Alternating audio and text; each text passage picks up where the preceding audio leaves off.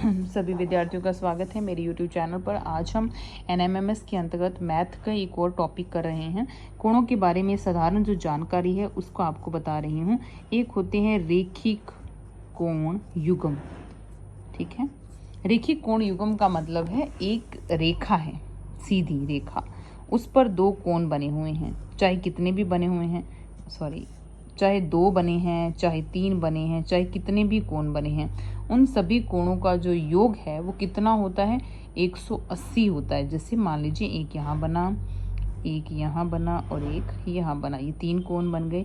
इन तीनों कोणों का योग जो है वो 180 होगा। जैसे यहाँ 50 आ गया, यहाँ भी 50 आ गया। अब आपसे पूछ लिया जाए ये कितने का होगा, तो ये कितने का होगा, 80 का होगा।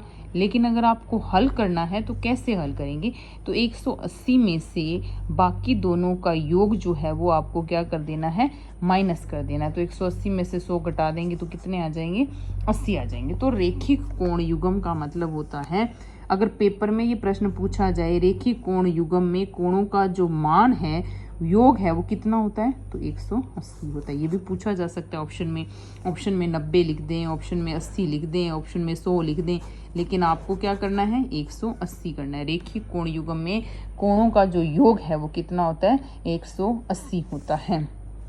उसके बाद एक चीज़ और आती है, पूरक कोण। पूरक कोण और एक आता है संपूरक कोण। एक तो पूरक और एक आता है संपूरक। पूरक कोण में कोणों का योग होता है 90, संपूरक में होता है 180। जैसे पूछ लिया जाए कि 40 का पूरक कोण क्या होगा, ऐसी कौन सी संख्या आएगी यहाँ पर जिसको इसमें जोड़ने पर 90 आ जाए, तो क्या आएगा। तो अगर किसी बच्चे को डायरेक्ट समझ नहीं आ रहा है तो वो कृपया ज़्यादा जल्दीबाजी नहीं करें, 90 में से 40 घटा दें तो कितने आ जाएंगे, 50 आ जाएंगे। तो यहाँ कितना आ जाएगा, 50 आ जाएगा, ठीक है। तो पूरक कोण अगर किसी भी कोण का पूछा जाता है तो आप क्या करो, इसको इसमें से घटा दीजिए तो आपका आंसर आ जाएगा। उसके बाद देखिए संपूरक कोण। संपूरक क्या होते हैं, संपूरक होते हैं जिनका योग 180 हो। जैसे एक कोण 110 पूछ लिया जाए और उसका संपूरक पूछा जाए तो आप कैसे निकालेंगे, तो वहीं 180 में से 110 क्या कर देंगे, माइनस कर देंगे तो आपका आंसर आ जाएगा। तो 180 का 110 का जो संपूरक कोण है वो कितना होता है, 70 होता है। इस तरह से आपको याद रखना है कि पूरक कोणों का योग जो है वो कितना होता है, पेपर में पूछा हुआ है ये लास्ट ईयर। पूरक कोणों का योग होता है 90, संपूरक कोणों का योग होता है 180 और रेखिक कोण युग्म का अगर पूछ लिया जाए तो वो भी होता है 180।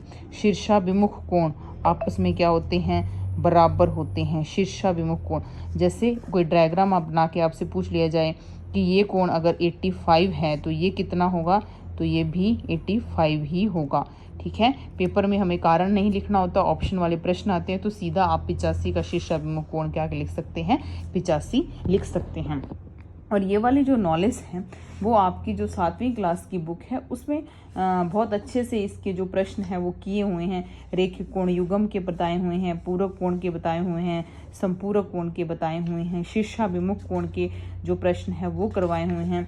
तो इस तरह के प्रश्न जो हैं आपसे पूछे जा सकते हैं, तो इनकी आप प्रैक्टिस कर लीजिए 7वीं क्लास की जो बुक है उससे। धन्यवाद।